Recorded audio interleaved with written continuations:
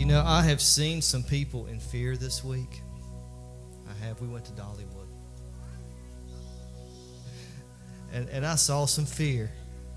Some people that thought they were dying. One of the comments was, I lost control of my neck for just a minute. And, you know, I'm not sure that one didn't pass out for just a moment. I'm not sure, but I couldn't get to them. But Jesus was with them. But when we were there, my favorite moment of the day was when we walked into the little chapel, and there's a little sculpture of Jesus, and one of the girls goes running to him and says, "It's Jesus!" And Brian says, "Run to him, children." You know, if we can just get them in that direction. And although to me it's a beautiful picture of, can we show them where to run? Can we give them that direction that they need? And can we push them that way? Because there's a lot of directions in life. There's a lot of plans that are not necessarily God's. Let's go ahead and pray, and then we're going to jump straight into the Scripture. Father, as we come before you, we thank you, Lord, for this day, for this service so far. God, for the way that you're touching hearts and souls. God, I pray that you give strength, Lord, to those that are struggling. God, you be there with those that are hurting today. God, those that are out, God, that are working, that would rather be here, God, I pray that you move for them. Give them comfort.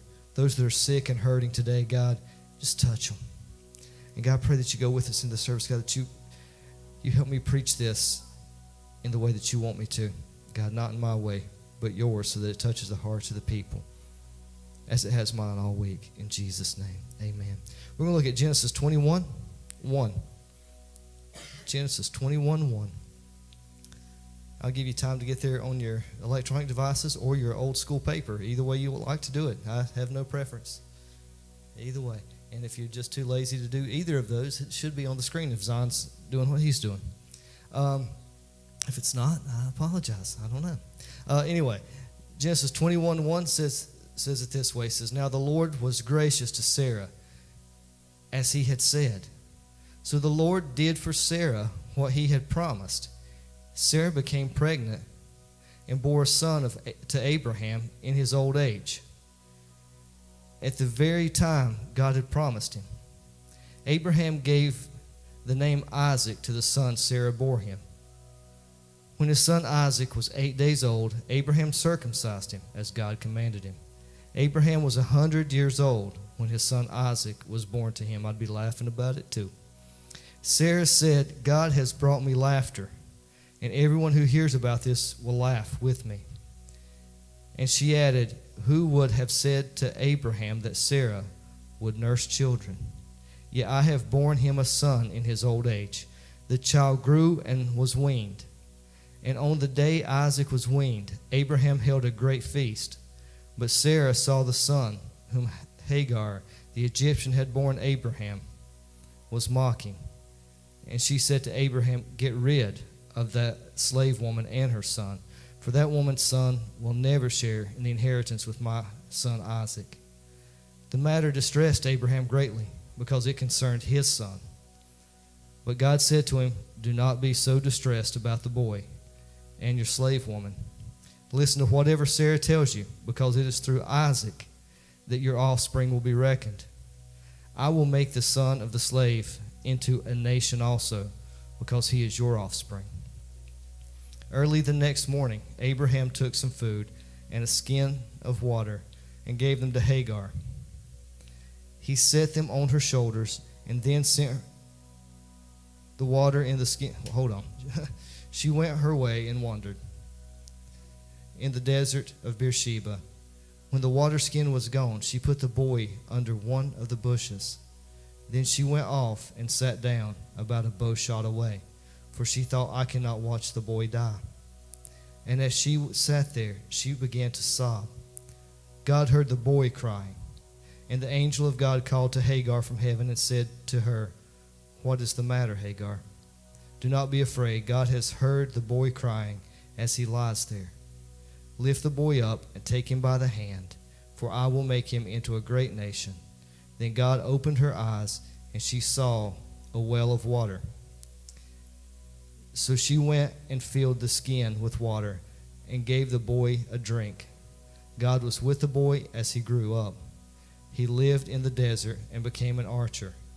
While he was living in the desert of Paran, his mother got a wife for him from Egypt. And that's what we get for reading the entire Bible, right, in like one sitting. All right, let's have a seat, guys. So it's easy to lose your place when you're getting old and you can barely see, and you're like, I can't get the right distance with the contacts. You ever been there? It's like one contact is like, yeah, I can see it. One's like, I can't. It's like, which line am I on? Whose line is it anyway? Anyway, you know, what I love here when I look, and this is a little pre-introduction thing, is that, you know, this has nothing to do with our topic today, but it's somewhere we got to go. It says, now the Lord was gracious to Sarah, and he did what he said he would pretty much. God will deliver on his promises. And I want you to realize how long this promise has been and how messed up everybody has it. Everybody has it messed up a lot of times. This promise came along when? Abraham is 75 years old. 75 years old when this promise rolls out. 86, they try it their own way, right? It's been too long. We're going to do this our own way. Sarah's like, I'm getting too old to worry about this. Let's take care of it now. So you know what? Ishmael comes along, right? That's at 86. Aren't you glad that God recalculates around your plans sometimes when you mess things up? That God says this might not be the way you should do it, but we're going to work around it. And the promise is still going to come through when it's supposed to. At 99, the promise is reassured. It's probably when Isaac is conceived. And then at 100 years old, the promise is actually manifest, and Isaac's here. We look at the Bible sometimes like it's just a line away. It's one line away. We don't realize that God's been working on this one promise for 25 years, and he's been working around everything everybody was doing that was either not his plan or was their plan. He's been working around just straight out sin sometimes to bring his promise forth. And that's what God does in our life. He doesn't give up on our promises, even though we mess it up. Sometimes I've messed things up really bad, but God still brought the promise through. And sometimes it was 20 years later. We don't like processes. We like instant. We like Instagram. Show me a selfie. We like that. We love that. And it's like, make it instant. But all of a sudden, this is 25 years later, and it's past a lot of their plans. You know what? There's some things that we look at that didn't happen on our time schedule. And we love to make it our time schedule, but no matter how long it's been since you know God spoke to you, don't give up on it.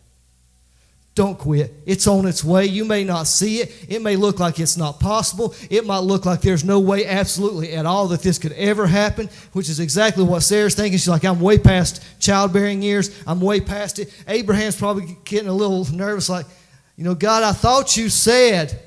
You ever get there like, God, I thought this is what you said, but I'm not quite sure I got that right because it's not playing out. And there's absolutely no proof of anything coming through. There's nothing. There's no proof. Hold on, guys. God delivers on his promises, and God will do what he said he will do. And it's that simple. I love that we have promises of God. Hold on to them. There's times that we all want to give up. There's times that we think we're going to ride and die. There's times we think we're going to ride and die. That, hey, this is it. But God's going to hold on to the promise. God will bring you through. I mean, I know I felt so bad. The first ride, we got little Kaylee on. I call her little Kaylee. She's taller than I am. She's a little sweet girl to me. She's shorter than me in my head. But now she's like, we got little Kaylee on that, but she was shorter than me on that ride. I'm going to tell you, she was. But we got her on that, and it never stopped. It never gave the poor girl a break. It was like 60 the whole ride. I mean, there was no break. And when she finally drug her face back up and looked around at me, I felt so bad for her because I could see sheer panic. Like she was pretty sure she was dead. She was just looking to see if there was anything in the physical world left. It's like, am I in heaven? Where am I at? Because I'm pretty sure I died back there somewhere. But sometimes that's how life feels. It all feels like it's happening so fast, and you're getting jerked around, and you don't even know where you're going. And then you close your eyes for just a minute. You really did because you have no clue where you're at. And that's exactly how life goes many times, is that you have no idea where you're going, and it feels so fast, and it feels like you're getting jerked around and you're out of control. That's the thing I don't like about rides. I feel out of control. I love thinking the illusion of that I'm in control. But it's all an illusion many times, guys. Hold on. He'll get you through it. He'll get you through. In our current age, when I look at this story of Abraham, I couldn't help but think about Tinder. And we're like, what? Tinder and Abraham? What? But there's this story where all of a sudden there's this person he loves and something he's looking at like, I'd like to hold on to this, but he's got to swap left. Some of the old people don't know, if you swap left, you don't want to meet them, you don't want to see them. You swap left, and it's like, you swap left. Let me back up here. You swap left, it's kind of like separating the goats and the sheep, okay? You swap left, no, don't want to meet them. Swap right, that's a possibility, all right? So anyway, that's really kind of like life a lot of times. Is sometimes you got to choose, am I going to swap left, where I'm not going to even entertain this, or am I going to swap right? And if we look at this situation with Hagar, I don't know what the boy was doing to Isaac. I mean, we got to think there's some time past here. At 86,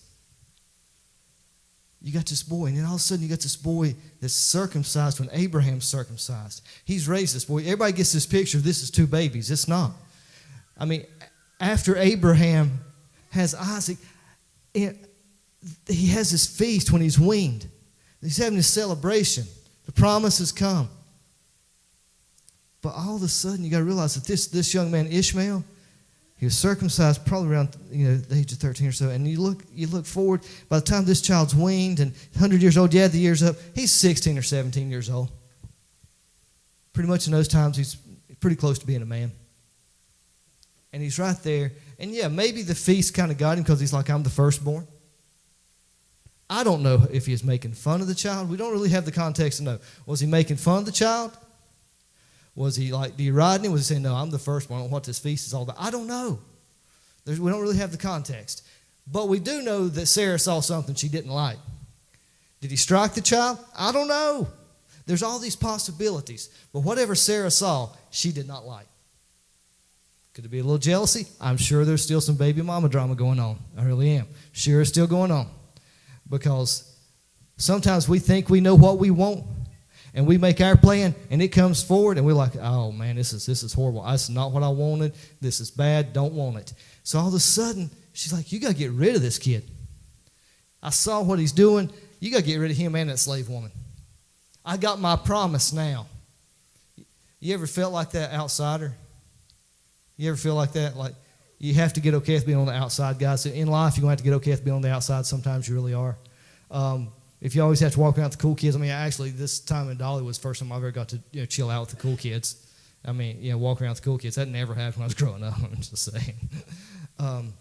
Not till they realized I was smart and they needed help with their homework. That's the only time they want to talk to me. True story. But all of a sudden, he's got to get rid of this kid. Because can you imagine? Everybody's like, the sacrifice of Isaac. What about the sacrifice of Ishmael? What about turning away from your first child and saying, God, I'm going to give it to you? Because this woman pushes him, and he's distressed. He's raised this kid. This kid is circumcised under the same promise that he was. And this boy is 16 or 17 years old. There's pivotal decision ages. There's pivotal things that's going to take him into being a man. It's that time. And all of a sudden, God even says, do what she says. That's been some of the worst days of my life when God said, do what your wife said. I know that's nobody else has those days, but sometimes God says, do what your wife said, not what your plans was. Sometimes you have to listen, and even when it doesn't sound right, it is. Sometimes it doesn't sound right in that high-pitched, nasally voice she gets when she's angry. But it is. She's looking at me, isn't she? Okay. That high-pitched, nasally... Oh, no, we're not going back there, are we? Okay. But sometimes it's right, and you got to do what God says regardless of who he's speaking through. Sometimes we don't want to do what God's saying because of who it's coming through. I don't care if God's speaking to you through the old country preacher that's still got that ha when he speaks. I don't care. Or if he's speaking to you through some of the smooth guys that are better communicators than I'll ever be. I don't care where the message comes through. If he's speaking to you, I don't care if it's coming through your mama. I don't care who it's coming through. Listen. But sometimes it's the last thing you want. You ever realize that this is probably the last thing that Abraham wanted to do?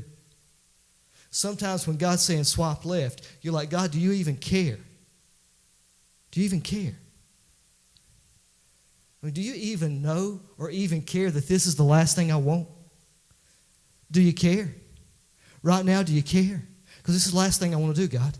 I'm connected here, and I don't necessarily want to swipe left on this because this is a relationship that I want to hold on to. This is something I'm not ready to let go of. This is something I'm not ready to walk away from. And God, I don't know if I'm ready to set them out on their own and trust you. God said to Abraham, he said, you got to let it go. It's time to swipe left on this situation. It's time to swipe left on Hagar. It's time to swipe left with Ishmael. You got to put them in my hands. The hardest thing you will ever do is walk away from a relationship and put it in God's hands. Especially when it's somebody you love. But sometimes you have to, because the promise is not here. And not that these are bad people, but this is not your promise. And they may be great people, and God may be going to do fantastic things through them, and God may be going to work in their ministry, but you got to swipe left. That was one of the hardest decisions when we started this, was to walk away from some of the people I built great relationships with. When we decided to come here, I had a pastor I traveled with for many years. I respected.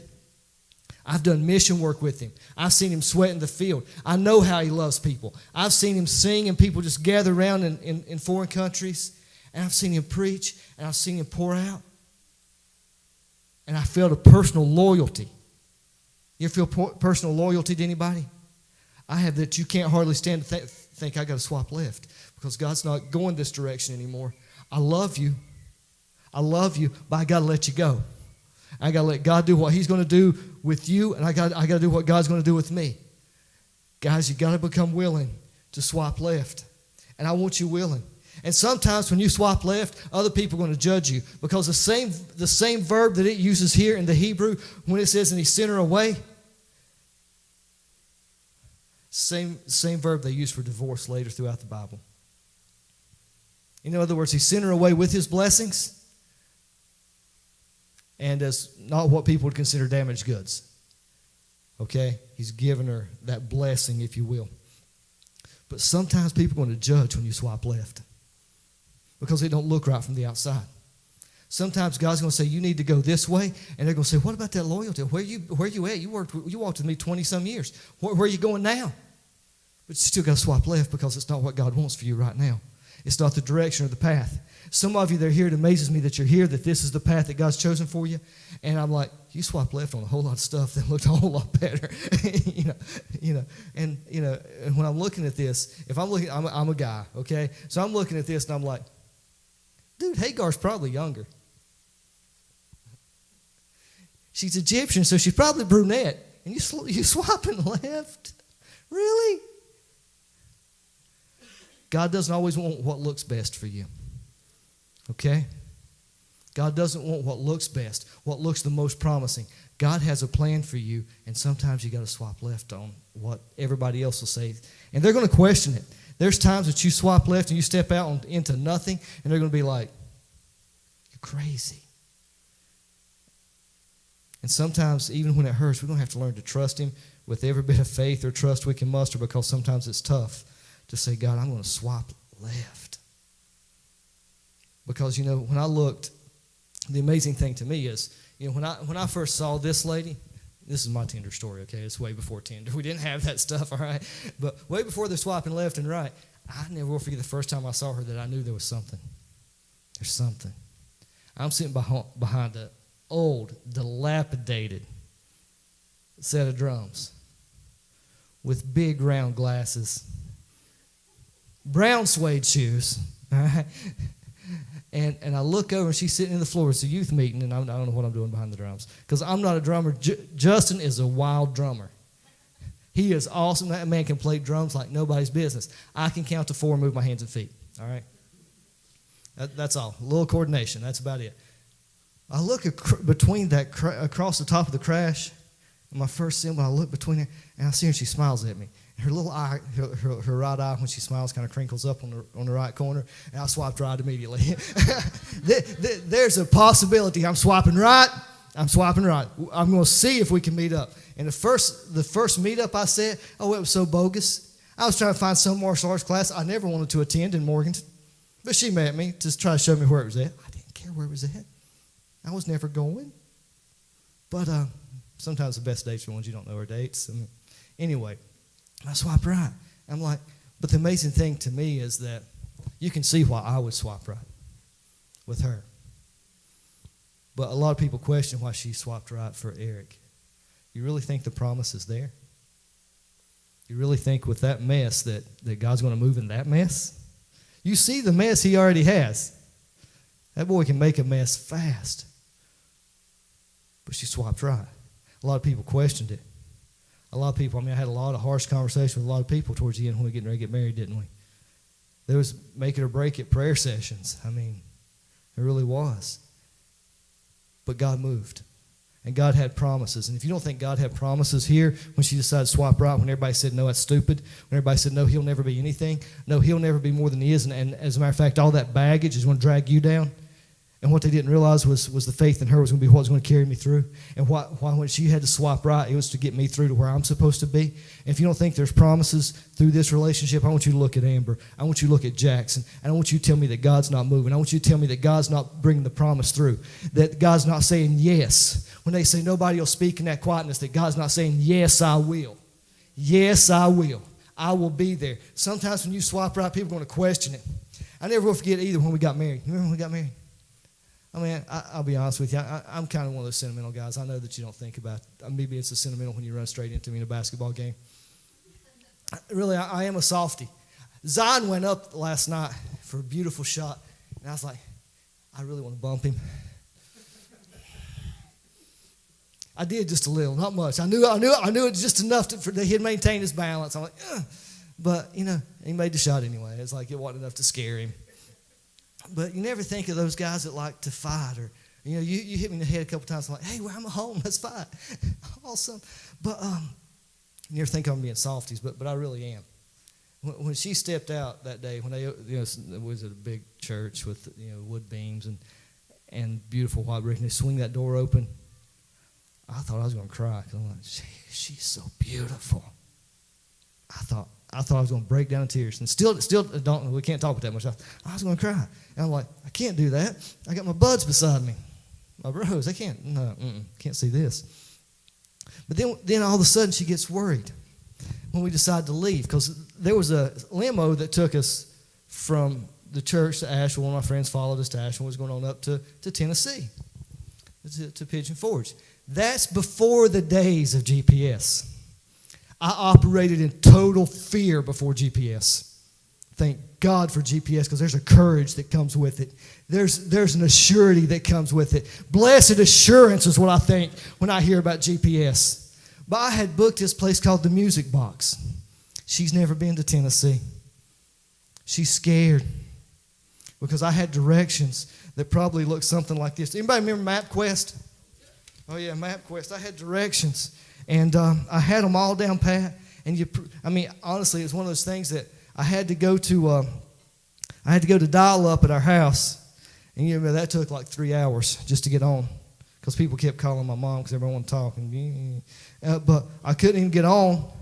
Well, I finally do. I booked this room. One of the first things I ever did online. All right, book this room. And then I go to MapQuest. Anybody remember MapQuest? And all of a sudden, I start seeing all these directions. I'm like, I don't read this stuff saying. Oh my God. I don't just turn right at Horace's store. What's going on? And I'm looking at all these directions, and I hadn't got far out of Sawmills at this point. It's amazing I get back and forth to her house. True story. My cognitive mapping skills, or what you would call a sense of direction, has not always been my strongest suit. So I have got lost going to her house before. Anyway, still might. Was that really? But true story. So I had my MapQuest directions. And I'm like, honey, I got this place in Tennessee.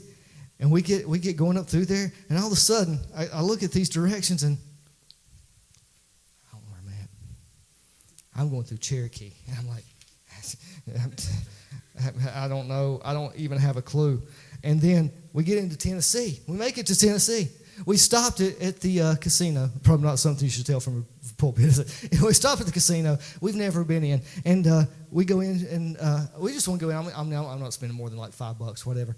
And actually, I got up I lost money, got up 2 quarters. I'm like, I'm out. I'm done. I made 50 cents and I left. I'm not a gambler. Anyway, we went in and it's like, we need your ID. And I'm like, you need mine? He said, no, I don't need yours. I need hers. I was already thinning a little back then. No, I don't need yours. I need hers. And it's in the car in a purse. It's locked in the... You're going to have to go get it if you want to come in. So anyway, we get there, and after we leave there, I still have no idea where I'm going from there. I just really kind of stopped there because I thought somebody give me directions. Then we finally get into Tennessee, and she's like, do you know where we're going?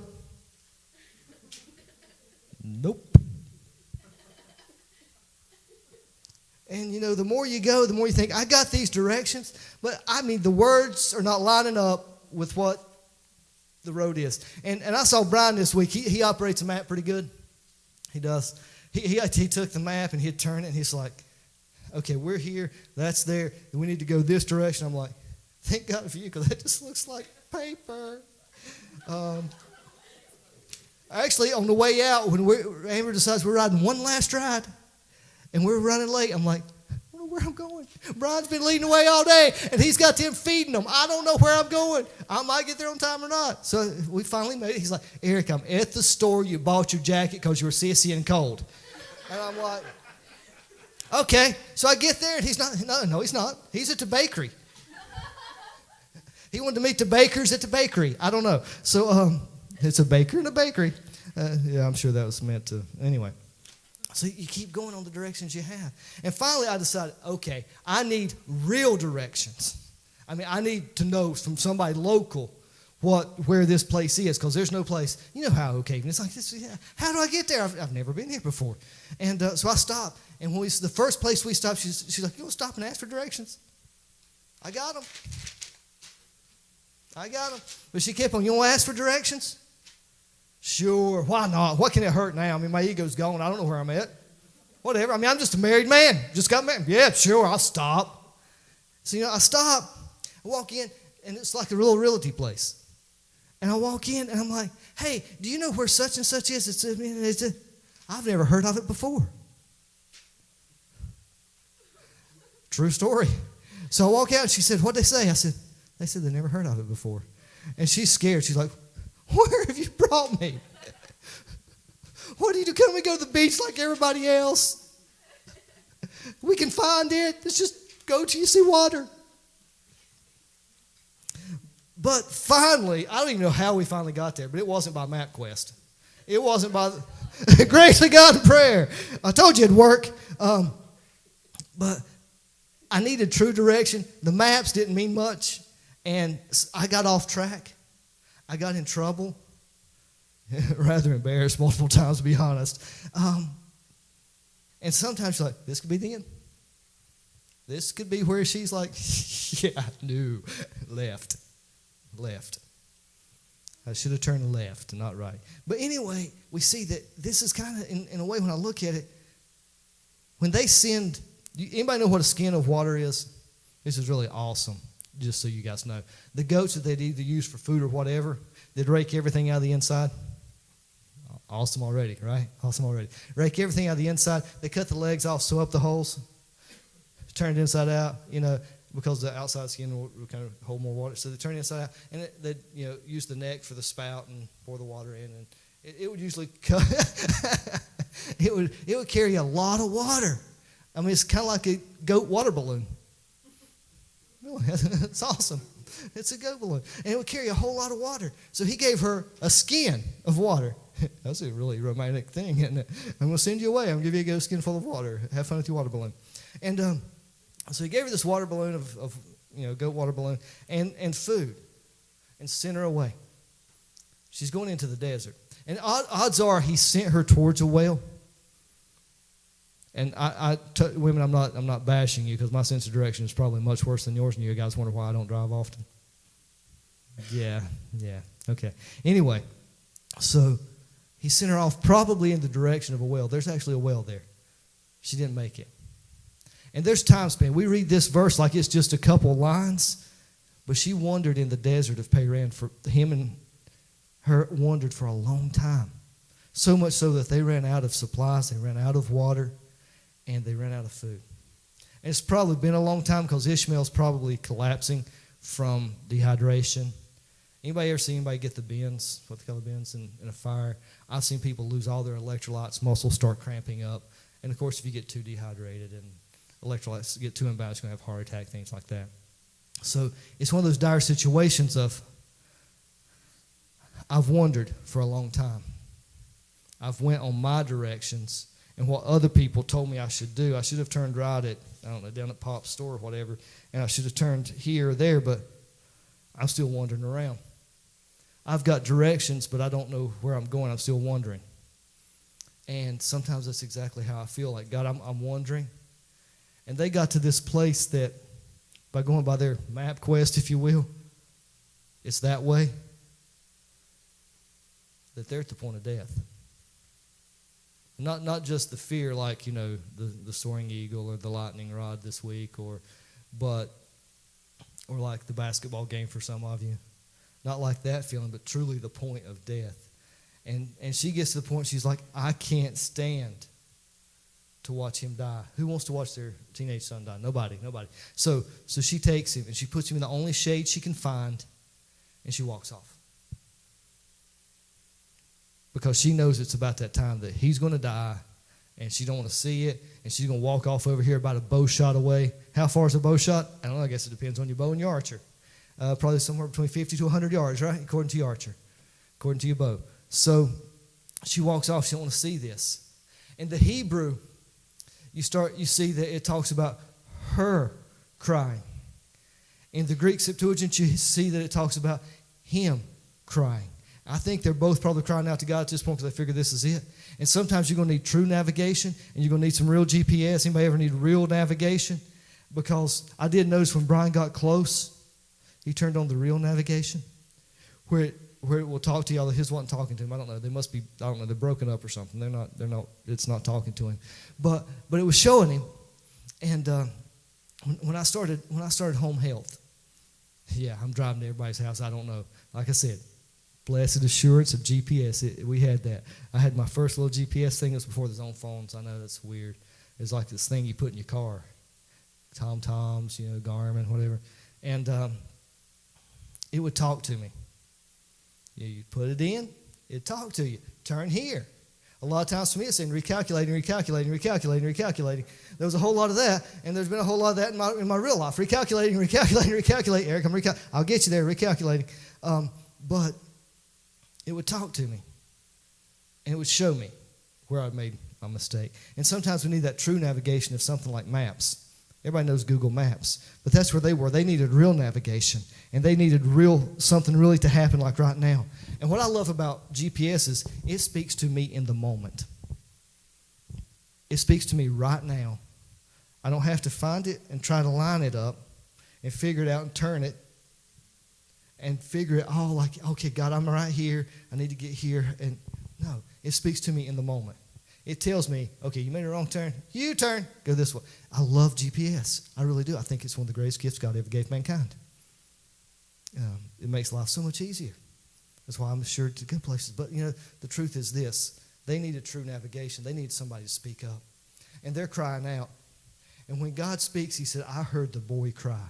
His name's Ishmael, right? God hears. God had named him God hears. He said, I heard the boy crying. Don't be afraid. Sometimes we are so scared and we are so worried and we just will not. We're like, God, we're dying and we're so scared. But God still has that promise ready. And God's still right there. And all of a sudden, God said, don't be afraid. I heard him crying. I want you to take him by the hand, get him up. Because I'm going to make him a great nation just like I promised. The promise is not dead. The promise is not dead just because the situation looks rough, just because the situation looks bleak. The promise is not dead. It's still alive. And I'm going to do exactly what I said I'd do.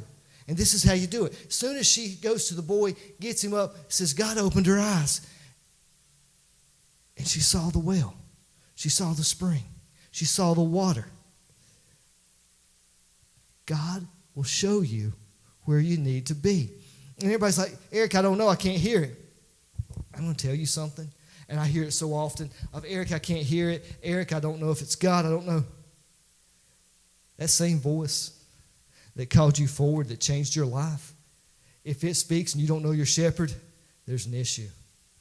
If he's speaking and it don't feel something in here and you don't feel like, oh no, this is not me, this is God. If you don't know his voice, we need to talk. Okay? But it's that same voice. And you'll know it. A lot of times we try to walk away from it, try to push it to the side because it's not comfortable, because it's not easy, but it's there. And it's that true navigation that shows you the path. Sometimes we all we see is the situation.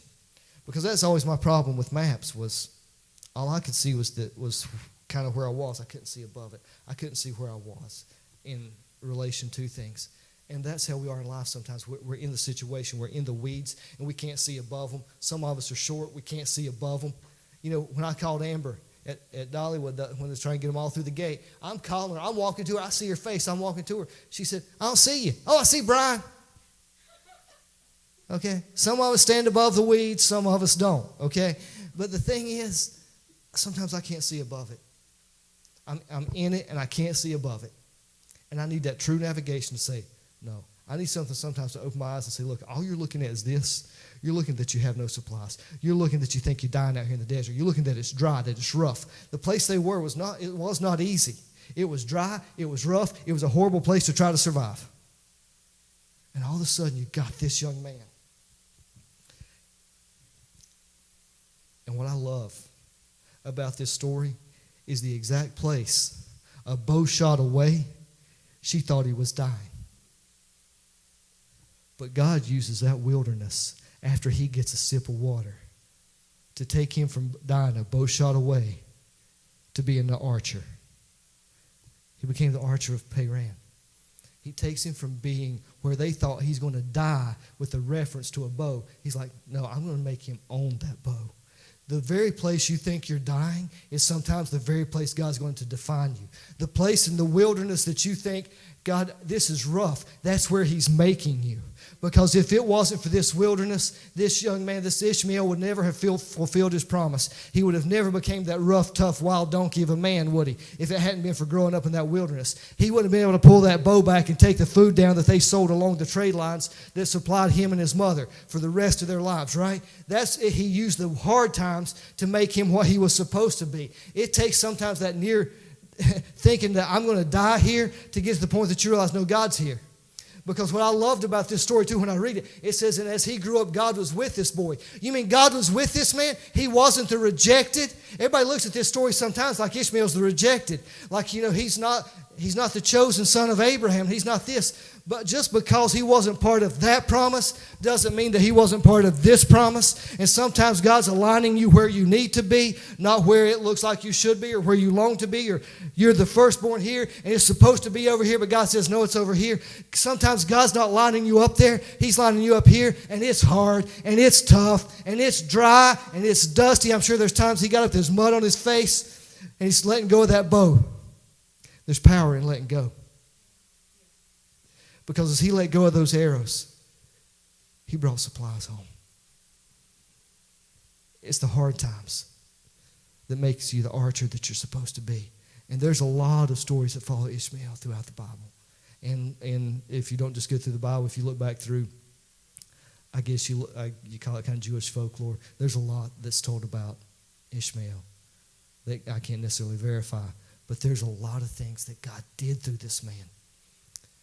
And you see it almost come full circle. You know who was sold into slavery? I'm waiting. Joseph, that's right. Yeah, that's it, Joseph. I'll help you out. And when he was sold into slavery, you know who picked him up? Okay, you ever see things come full circle? They're going to kill him, throw him in the pit, right? But one of the brothers said, no, let's make some money. Here comes some travelers. Let's sell him into slavery. We'll tell him he died, but we're just going to sell him. They're Ishmaelites. You ever think God sent them by to spare the life on the other promise? Isn't it funny how God's promises cross and do exactly what they're supposed to when they're supposed to? God brings things back together. I'm going to tell you something. What I love when we look at Ishmael is he's here and he's in this situation and he decides, I'm going to cry out. Never, ever, ever let anyone push you into making any decisions that are not you. I don't care whether it's you riding your next coaster, or you marrying this person, or you quitting this job, or you chasing this dream. And I mean, they go from small to huge. Don't let anybody ever push you. Because the thing is, if Ishmael had listened to the voices beside him, a bow shot away, when she left him, he thinks, I'm dying. And he probably feels like it. A bow shot away, there's somebody sobbing because she feels like he's already dead. But he didn't listen. He began to cry out. He probably felt like he's dying. Began to cry out to a God that heard him.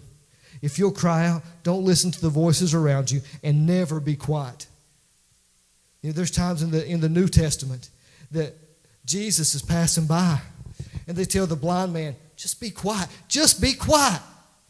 Just be quiet. And he cries the louder. Don't listen to the one saying be quiet. Don't listen to the one saying, no, it's not this way. You're making a scene. And he cried louder. And he's one of the first ones to say, Son of David. He knew who he had heard. He knew who it was. Don't ever let anyone quieten your voice. Cry out, because there's a God that hears you. And when he showed up here, he cried out to somebody that was a way maker. He cried out to somebody that, Jesus is the way. He's my way when it seems like there is no way. He's that same one that shows up. He is a door where there's no door. I mean, if you don't take me literal on that, the disciples are they're locked up inside this place because they're scared and they're tired and they're like, they're going to kill us too if we're not careful. And they're scared. They're all locked up. And Jesus shows up in the midst of them. You mean he put a doorknob where there's no door and stepped into the middle of them? That's the God you serve. He opens doors that are not there. You know what? He pays debts that can't be paid. My debt was huge. My mistakes are huge. I hear some of your testimonies, and I'm like, God, I wish I was you. I look at some of your stories, and I'm like, man, that's the example. That's what I want for my kids. And you wonder why we have different stories? Because we have to have some stories where God drug us up out of the mud. We have to have some stories where I can point my kids and say, I want you to live like that. That's the promise that's out there for you if you'll just follow him. If you'll just follow him, you'll have a family like that. Follow him. We have to have both. But he's the kind that opens up doors where there was no doors. When he put us together, he opened a door where people said there wasn't a door for me anymore. He opened a door where where people said, you know what, you're probably going to be by yourself the rest of your life because you mess things up. You mess a lot of things up. But he opened a door on a cold mountain. That place was cold as those two preachers talked to me and tore down theology with me and talked and prayed. I love those two guys. Not for freezing me to death and sounding like bears when they were sleeping, but for taking the time to take somebody out to be sure he's hearing the voice of God, not the voice of those around him. You know what? He'll open doors where there are no doors. He'll pay that debt that I couldn't pay. There was a debt that was too big for me to pay. There's things I couldn't walk away from, things that were just too big for me to pay the debt on. But he paid it. He redeems the irredeemable. That's this guy. This waymaker redeems the irredeemable. Those that people say there's no hope, there's no way, that you might as well give up. I'm not about to. I cry out for my kids every day. I cry out for this community every day because I see some of the hurting people. And I see some of the people as I drive by. We've picked some up, haven't we, that we still pray for. I can't remember her. And it sounds so bad. I pray for the pineapple drunk. And I know that sounds bad, but that's the only way I know her, and I still see her, and I still hear that story. I pray for her because I know that God can. He is hope for the hopeless. And when they think that it's dead and gone, just like Ishmael here, it's dead and gone, there's nothing left. Sometimes it looks like, situations where there's no life left, where there's no hope left in this ever become what it's supposed to become, and there's no hope in your life being what it's supposed to be. And you hear that chatter around. They're sitting a bow shot away, and all of a sudden, Jesus passes by. He's life to the lifeless. Because when he calls your name, everything changes. When he calls your name, there's life. Guys, come back up for me. As they come, guys, they're going to sing us one more song. I want you to think today, and I want you to spend just a moment thinking, will I swipe left? Will I swipe left on everything that I thought was the way I was supposed to do this? Will I swipe left on it?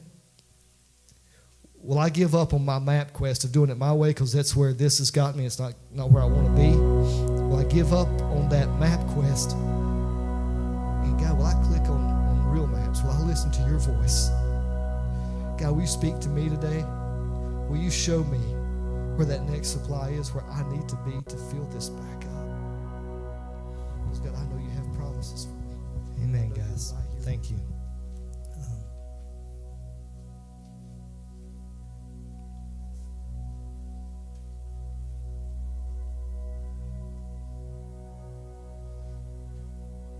Guys, we love you. We're praying for you. This isn't just something we do. It'd be easier if it was. If this was just something I had on autopilot, it'd be much easier. Sometimes I wish it was. But know that we think about you. We pray for you. And as a ministry, we take this serious. We love each and every one of you. And I pray for you more than you know. And I'm not saying that like, oh, he's a good pastor. I'm saying that like I want you to know that people care, that this family cares about each and every one of you. And I'd love to see you guys draw together in the community you're building. Don't quit. Don't stop what you're doing because it's beautiful. Don't give up on it because God's building something beautiful in each and every one of your lives. Guys, I thank you. I'll be honest, this is one of those services I don't know how to end. I don't know that I want to. But I just want to say, guys, we love you. And as far as I know, there's nothing tonight, right? Just the healing of the old men is tonight, I think. If the old men need prayer, feel free to call me. We'll see what we can do. Yeah, it might be a house, a home prayer meeting over at someone's house that struggling. The truth is, guys, it's the healing of the old men tonight. But like I said, some people don't understand why we don't do something every Sunday night, and we've had that complaint too. You don't have Wednesday nights and Sunday nights, and you don't do it this way and that way. No. If you need us, call us. Meet with the ladies when they meet with the men when they meet. If you want something extra through the week, and we're considering this summer doing a marriage thing. The youth don't know this yet. We're going to try to recruit them to keep the kids while we do a little marriage thing this summer. We're trying. Like I said, it's a negotiation. But we'd like to do a little marriage thing this summer, just a little boot camp. But, feel free, guys, to get involved in those things. But sometimes I think you need a little time with your family to love them. Because the world is so busy, and it is that roller coaster ride anymore if everything's going 100 miles an hour. Love on your family. Be the man and woman and children that God wants you to be, and build those families, because those families are the building blocks of this church. Guys, we thank you. We love you. I'll see you next Sunday, 10:30, I hope. Amen. Praising you for all